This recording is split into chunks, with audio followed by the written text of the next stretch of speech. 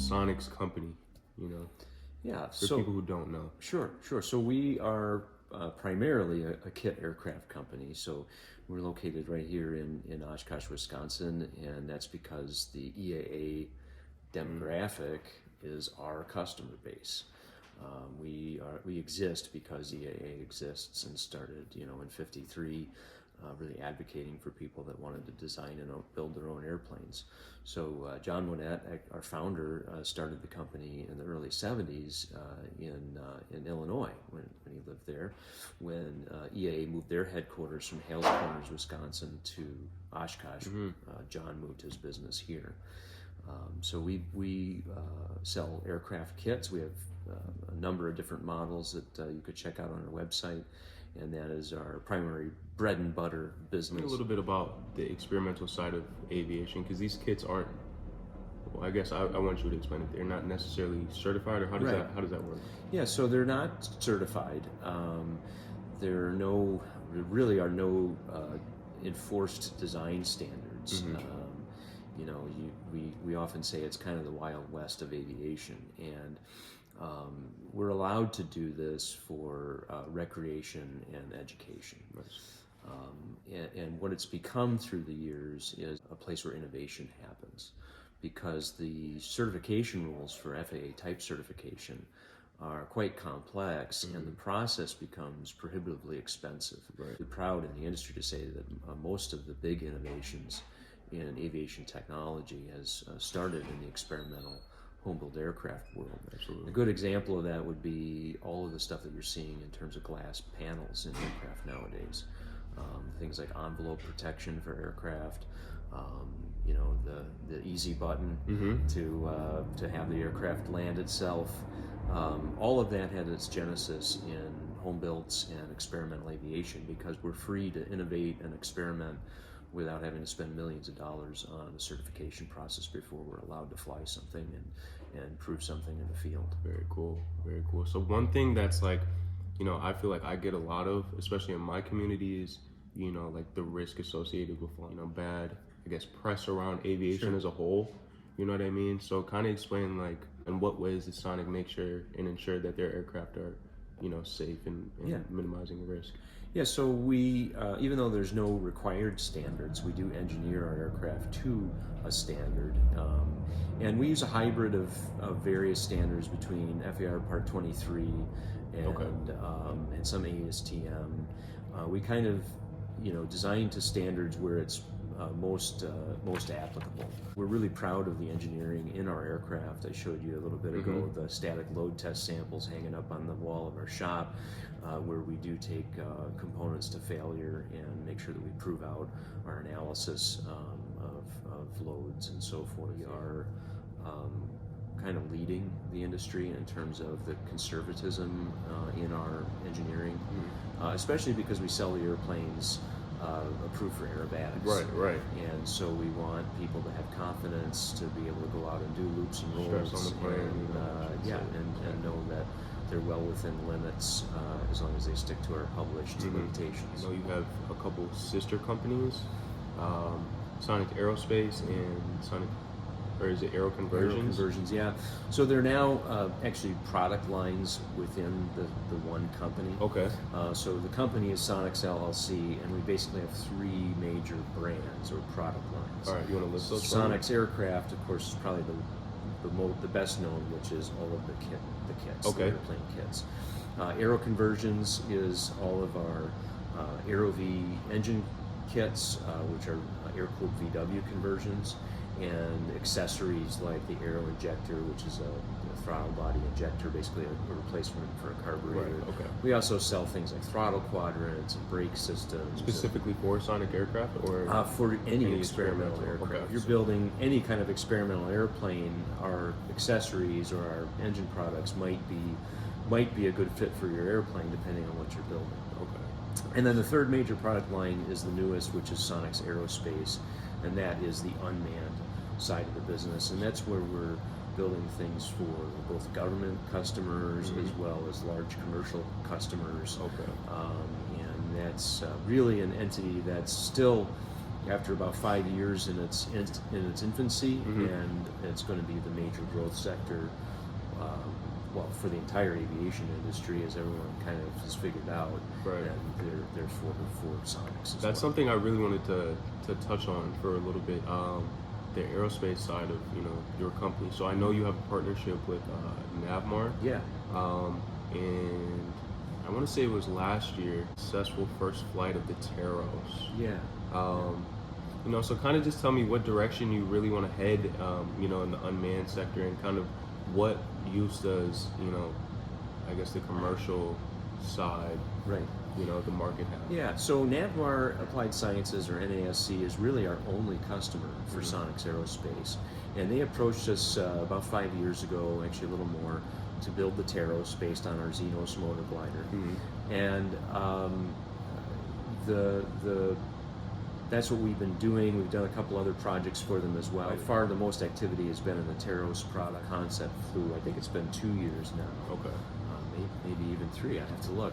And we've been flying the current iteration of it, which has had some major changes versus that first article. Current iteration of Taros, we're not even allowed to show people. So you'll notice that the pictures on our website and everything is of that first proof of concept. But the current version of Taros is actually much more refined and advanced, specific to the job. I guess I've had like epiphany moments where things just seem like just blatantly obvious, and that's the direction ahead.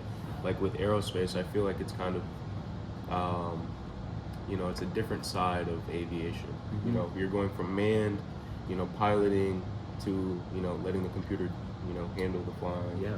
So So two different. this has actually been a concept within the company for a very long time. Really? It was a vision of our founders, John Monet's, back in the 80s when he was selling the Moni motor glider. Technology wasn't really there yet, especially compact, lightweight technology. Right. So it was a concept that was really ahead of its time in terms of like the avionics and the autopilot systems and the communications ground to air for controlling such systems. NASC came to us because they know of us through EAA and through what we've done with the kit aircraft, and they knew of the Xenos product specifically. It was almost an instant synergy because it was all things that we had thought about before and have wanted to pursue. So you spoke about the founder, John Monette, being ahead of his time. Kind of speak about E-Flight Initiative, because now, to me that looks like where aviation is going to be headed. Right. So So yeah, we started the E-Flight Initiative in 2007 as roots all the way back to the Moni, when John and his design partner Pete started looking at this project called Flash Flight. And it was a pretty comical idea, actually, of taking just a whole bunch of D-cell batteries, wiring them together, and going flying for like an hour. And this was even before we had rechargeable batteries. So they thought, well, for $200 a D-cell batteries, we could fly for an hour, throw them in the dumpster, and put new batteries in. The reality was, again, technology just wasn't there yet. We developed a lot of our own components, our own motors, controllers, battery management systems, and we continue to work on those and refine them. But because they're, our own parts, our own components, our own proprietary items, they won't be inexpensive to produce unless we can produce them in some real volume. And so there has to be a demand. There has to be enough demand, and the thing holding back demand is just the battery technology. I read the Smithsonian article, and it had a lot of quotes from Pete, and he was talking about the issues associated with electric propulsion and everything was the battery pack, the weight of the battery, and then he said some control issues, but that's, once you figure out the source and everything, that's obviously an easy fix. Cool, keeping the motor cool, controlling it, commutating it properly is, with brushless technology. That can be a challenge with large motors. But to put it in perspective, in an airplane the size of a Sonex, roughly 200 pounds, maybe slightly over, is about the biggest you can handle for a battery pack for weight and balance and everything. That is the equivalent with current stable battery technology, I emphasize stable, with lithium polymer type batteries, is only the equivalent of about 3 gallons of gas. So where we are seeing an opportunity to do things with electric propulsion in the current term is with our motor glider, again, with the Xenos. And that's where actually a customer has come along and purchased a Xenos, and he's retrofitted the Zero motorcycle package to it. And this is a guy by the name of Gabe DeVault, and he's one of the original developers of the Zero motorcycle system. We're making an airframe mount for the system, and we're excited about that because some Xenos customers can, at least in the near term, very economically get off-the-shelf technology, because these motorcycles are produced in really large quantity relative to the aviation So they industry. should be fairly cheap. Yeah, you'd say a Jabber 3300 engine these days that you typically see in a Sonex is going to cost you just shy of $20,000. Well, for this Zero motorcycle package, you can go out and buy a motorcycle for about 16 new, and you're going to use that motorcycle as the donor. You're going to strip it, put the battery and order and controller the engine components in. So you've got a very cost-competitive electric system, practical for the motor glider, because again, we still have the same energy density, about 3 gallons of gas. So we need the long wings, we need the efficiency of the Xenos to make it a practical airplane that you'll actually have some decent endurance.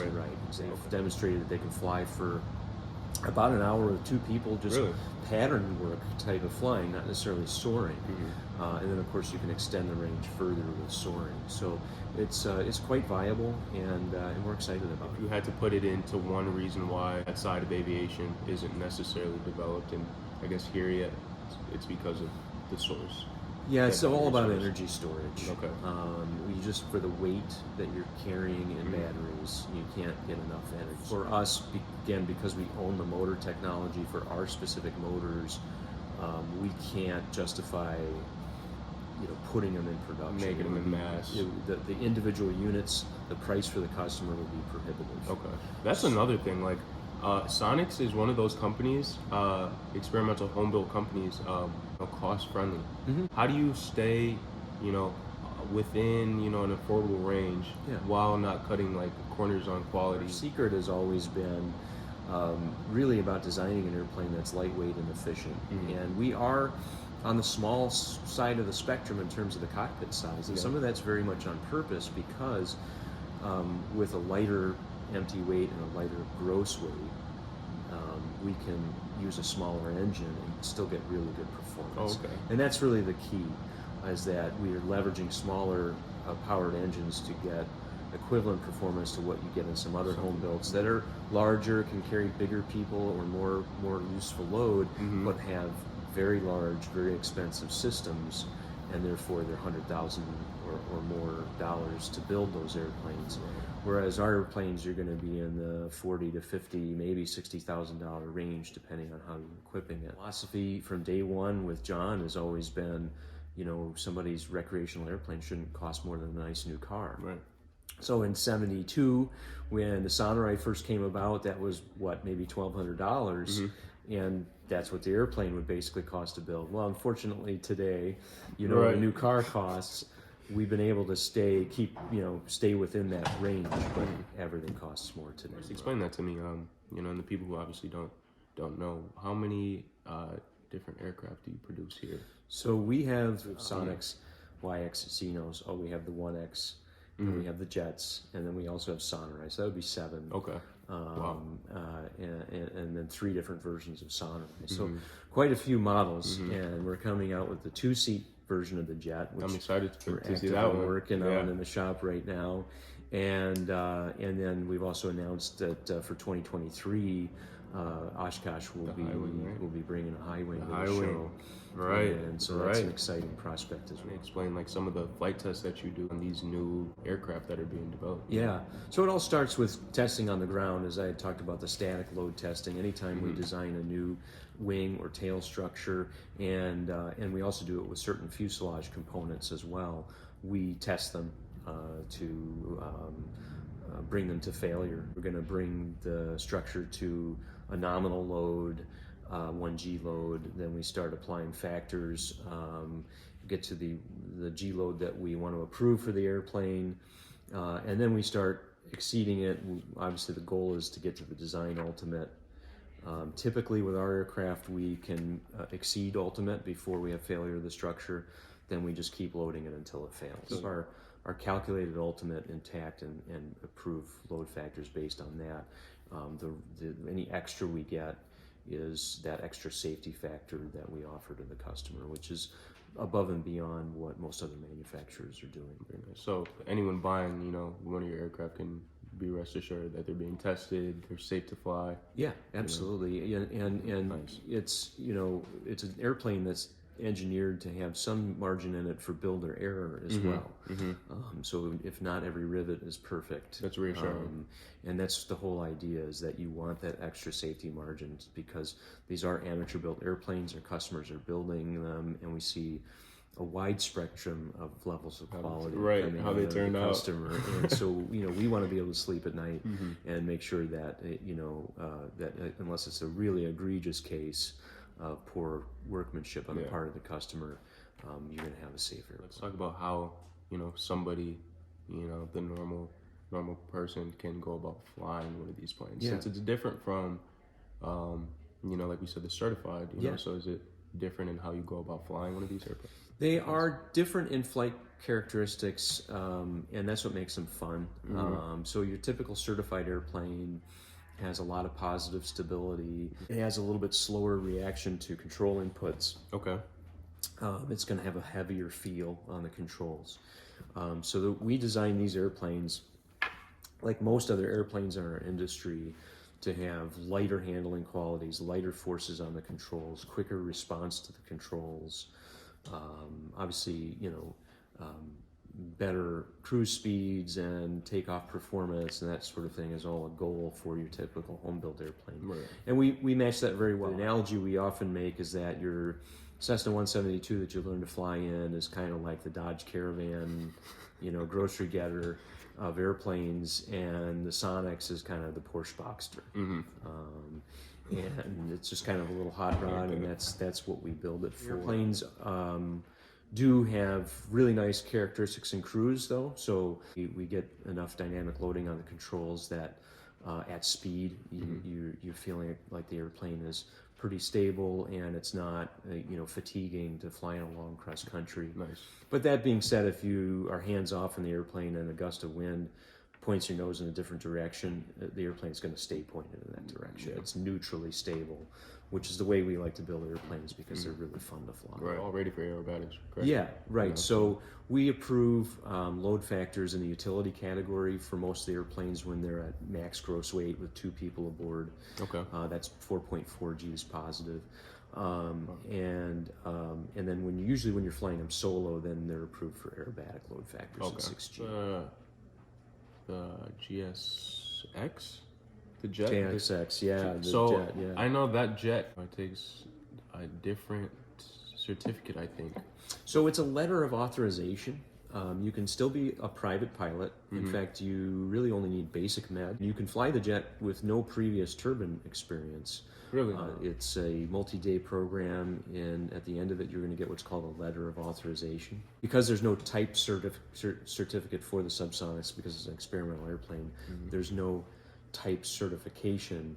So the LOA is basically the experimental version of a TC for a pilot. It's a jet, but it's still a light airplane. Some of the pilots who have the easiest time transitioning are those with glider time. Really? Because you get a sense of the energy management required for flying a jet engine. So it is, it's energy management, and with that, though, you still get great performance out of the airplane, and it can be a really exhilarating experience. Have you flown? I have not flown the jet. I'm not quite there yet. No. I'm flying. What other Sonic aircraft have you flown? Mostly Sonexes, YXs, a little bit of Xenos. So these are light aircraft, right? So let's say somebody watching right now doesn't have any aviation or piloting experience, how would they go about flying one of these Sonic aircraft? You get your pilot's license, and you can be, if you're not interested in the jet, if you're just flying one of our other airplanes, you can be at the entry level. It's for sport pilot. Build up some hours, get your license, and get comfortable, get confident. There's really no minimum number of hours.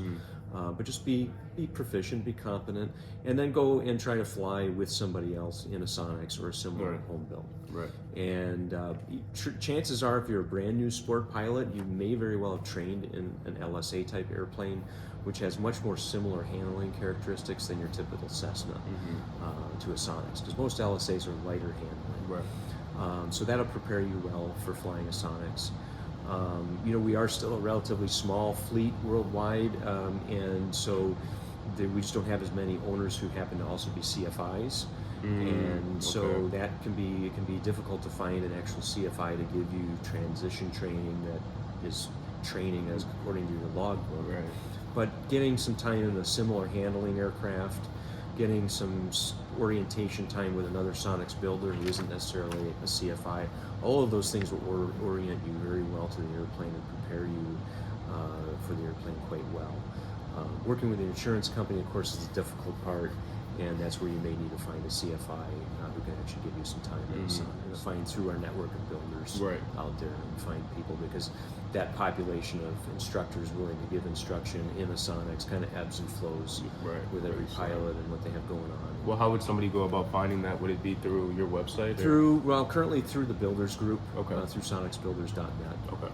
And what you may have to do, at least as a first step, is find a CFI who can give you instruction in something similar, like a Grumman Yankee or a Vans RV, which they're a dime a dozen, and go from there. The thing that I like to stress, through Left C Club is how versatile aviation really is. You don't necessarily have to be a pilot to still, find enjoyment in this industry and be successful and passionate about your craft. So what positions and opportunities does Sonic have to offer to somebody who doesn't necessarily want to fly? Because I know you just recently hired 2 new engineers, correct? We did, yeah. So kind of just explain what are the opportunities and stuff there are careers in aviation that mimic the typical jobs you see in any company. Being an engineer is obviously sort of one of those top level type jobs in aviation. So that's probably second to being a pilot is the career that most people kind of look at.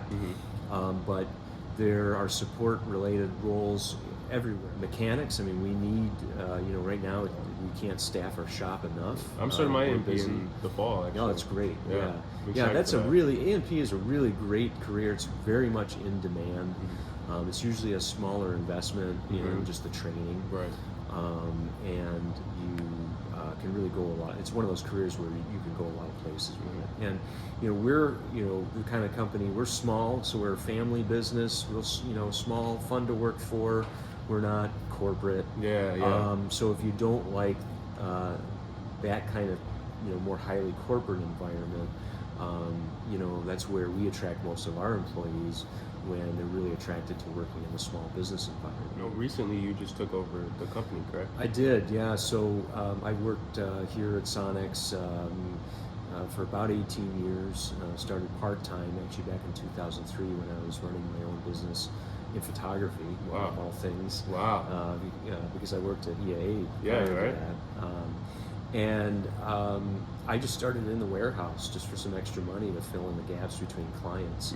And before that, I was an EAA member since I was a kid. So this is the kind of thing I always wanted to do. I just kind of happened to fall into the photography thing because my dad and my grandpa were Kodak employees in Rochester, New York. Monette family has run this business since the beginning of Sonex, and even before that, to the beginning of Monette experimental aircraft in the 70s. We still call it a family business, even though I'm the only person in my family that works here. We're a small group of people that work together for years, and we have that family ethic and atmosphere. This is definitely a cozy, welcoming, vibe here for sure. Let alone, the Sonic aircraft in the back is not a bad way to walk in the building either. Yeah, exactly. But being a new owner, kind of speak on some of the challenges and some of the things that you had to deal with. The first couple of years. I've been the general manager for I don't know how many years, so I've not a lot of my job has changed drastically. But it feels a little different when the buck stopped there before and now it stops here. Yeah, right. Challenges right now are more the environment in which we're doing business, and that's what everybody is seeing right now with the supply chain and the labor market. And the experimental aircraft industry on the whole has been extremely successful. Us and our competitors have Absolutely. gotten a lot of orders, which is great.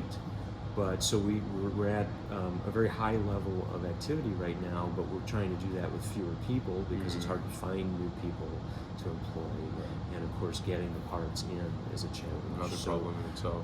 we're in the mode right now of working to serve our customers the best we possibly can, to kind of set or manage the expectations a little bit in terms of, hey, lead times are long, and there's only so many of us here to answer the phone or even answer the email. We get back to people as quickly as we can, but it's not going to be rapid response. The thing that I think that everyone in this industry has to try to keep in mind, and we've been really fortunate that our customers have been really understanding. They see the news. They deal with it everywhere else. They try to buy product, or even in their own businesses. They know what's going on in the world. It's a great problem to have. Yeah, right. The aviation industry, and especially the experimental aviation industry, is really healthy right now. That was going to be my next question. Where do you see like the future of experimental aviation going? Well, it's all about innovation, and that's the inoculation against the economy is having new product. So we, of course, are developing new product, like we talked about the two-place jet, high wing, there'll be other products on the wish list beyond that. And the other thing that goes hand in hand with that is what industry is doing as a whole. So we have things like the expansion of sport pilot and light sport aircraft coming along from the FAA as part of the Mosaic project. We, of course, are paying attention to that and looking for the new opportunities in what we can offer in a sport pilot airplane in years to come in the future. And it's all about making pilots. So we work with the FAA and the industry to grow the industry and grow the pilot population, and that's really what it's all about. And safety. We spend quite a bit of effort at Sonex, participating in government industry partnerships and safety-related committees and working groups to try to improve safety in general aviation, and particularly in the experimental aircraft fleet. I feel like that's like a big factor in why a lot of people don't necessarily pursue aviation. It's just like the fear factor. And with home-built aircraft, I think that it turns that fear factor a little bit on its head, because when I was involved with airplanes and flying as a student pilot in your garden variety GA aircraft, even though I was an EAA member, I didn't know a lot about airplanes and how they were built yet.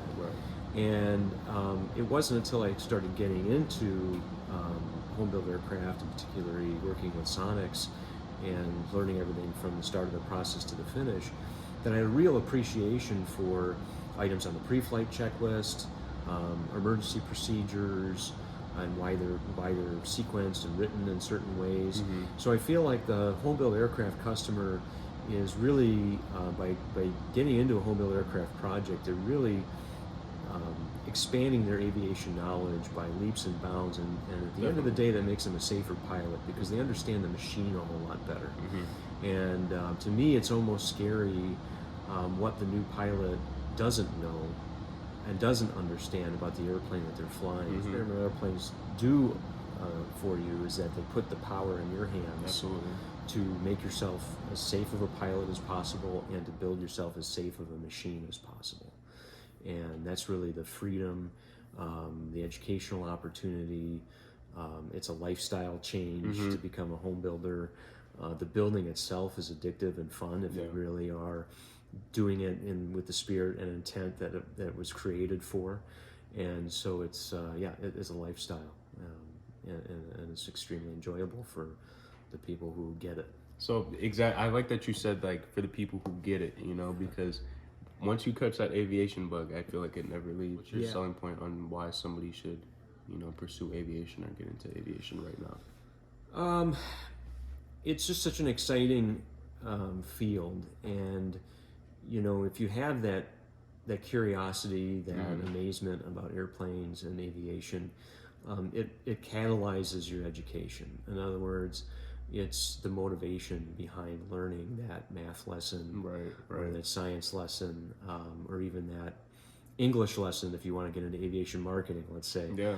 It is the the thing that using aviation in education, especially with youth, does is it takes those students and it shows them, well, why am I learning this? How hard for a teacher to tell you or show you why, especially when you get into some of the advanced and theoretical levels of math and things like that. Well, when you can actually see it applied in terms of engineering, or even just at the more basic levels in terms of pilot math, Right. You start to see it, and you have, if you are passionate about aviation, you have that's your goal, that's your brass ring that you're reaching for. And so it's incredibly rewarding. You're doing something that so few people do relative to the general population of citizens out there. So you really are kind of a special group of people when you get into aviation, and aviation itself is a family. Yeah. Even though there's thousands and thousands of pilots and participants in the industry, when you meet someone else just randomly on the street who happens to also be in the industry, you guys kind of click. You're old friends. To talk about. Yeah, right. Yeah, you're part of the family, and it reaches across all barriers. So I just have a last few couple questions for you. These are that I'm curious about. So let's first talk about the subsonic jet engine. Yeah. So I know it's of Czech origin.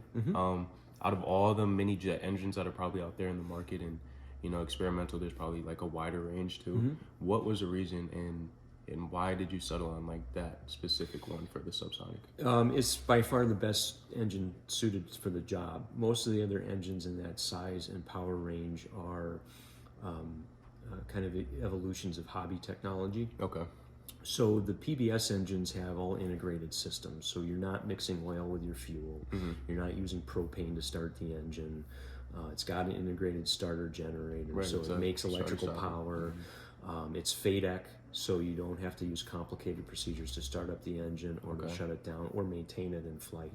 So it is really the only true user-friendly aircraft engine available right now. Well, how's the repair on the Czech engines? I mean, because that can't be simple at all. It's not cheap. Yeah. You do have to send it back to the Czech Republic, to the Pbs factory, and they do the overhaul work.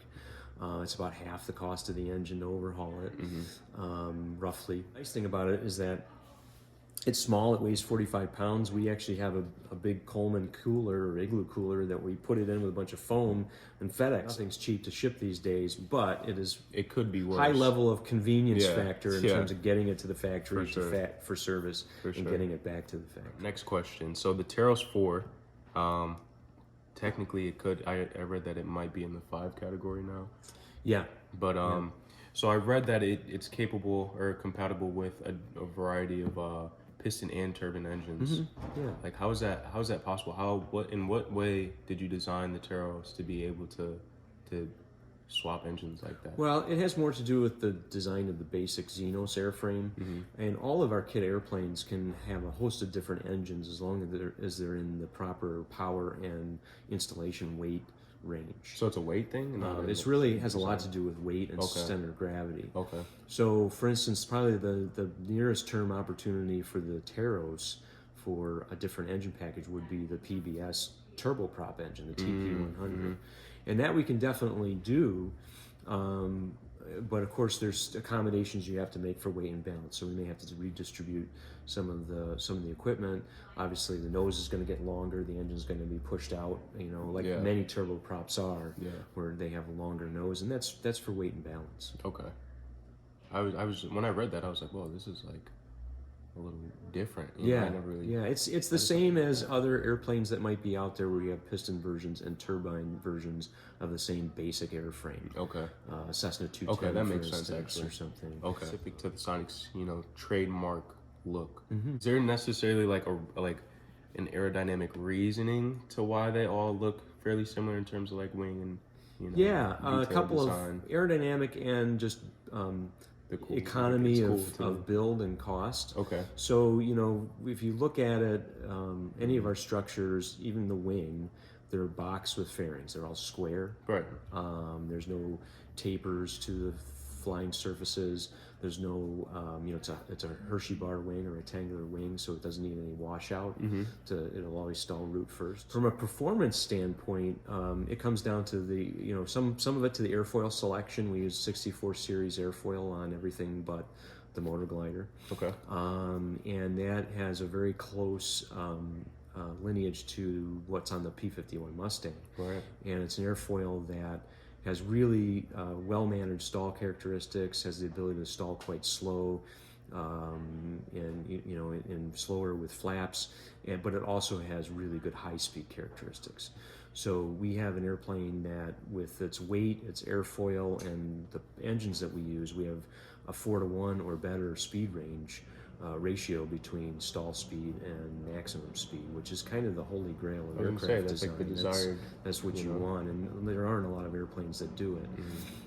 The fuselage shape always is a topic of conversation.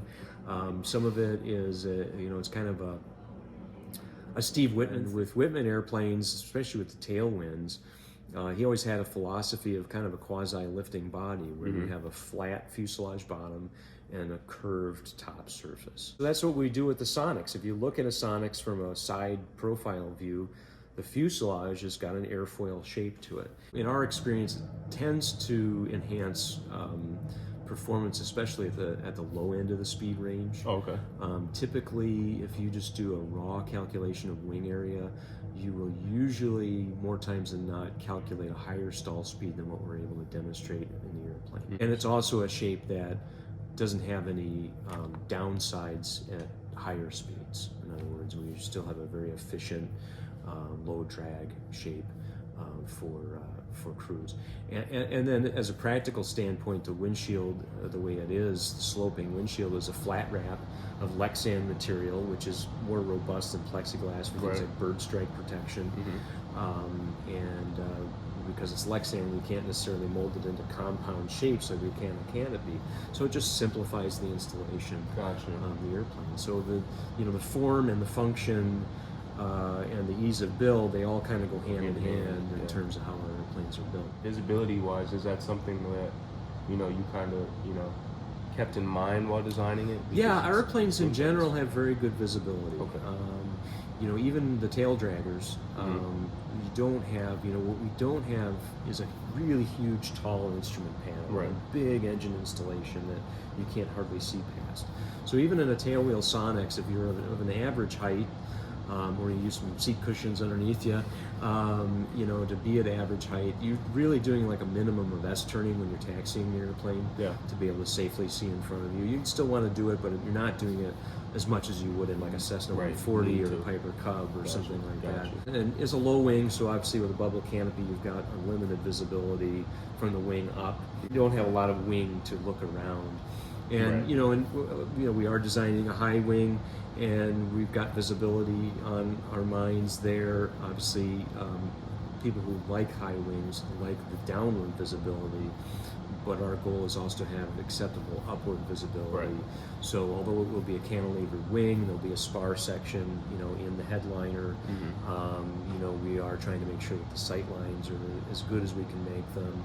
We'll have greenhouse windows so you can see, above you, and kind of connect the dots between the sight lines. The jets are great because the wing is kind of behind the pilot, so you can see everywhere in the jets. The jets are probably my personal favorite. Just the speed, the shape, everything about it is just sick to me. But say somebody walks in the door, they want to build airplanes, they want to fly airplanes, they just want to be in this field. What is some genuine advice that you could give to that person right now in terms of starting out? Yeah, I mean, especially a young person. It's kind of like what we discussed off camera. I got my start before we had the internet. And I had to scrimp and save and search for every book and magazine and try to find people in my local community that knew anything about airplanes. It took me forever, several years before I even knew about EAA and found the local EAA chapter. Nowadays, there's almost no excuse. If you have an interest, you have Google. So immerse yourself in it. Watch your YouTube channel. There's so much information out there completely free that if you really have a passion for it, learn about it, get educated, join an EAA chapter, Yeah. and just hang around. You know, before you know it, you're going to be invited to go to somebody's shop and help them, rivet an airplane. Exactly. And you know, you can really, for no cost, with a little bit of effort, learn a tremendous amount about aviation and make connections, make relationships with people, which is Absolutely. going to open doors. And Yeah, networking is opportunities. key, especially in this industry and in this community, for sure. Absolutely. For sure, I like that advice. I feel like that's like some genuine advice. Other people might say, "Oh, just Study hard, work hard, Yeah. try your best." But Yeah. I Well, appreciate the like genuine any advice, industry, I mean, you got to work hard to compete, be competitive and advance in your career, and Absolutely. that's just a given. Yeah, But it's easier to work hard when you're really passionate about exactly. something. Thanks again for taking the time and speaking with me, Yeah, and thank you. letting me be here, hang out. It's been great. Awesome. Thanks.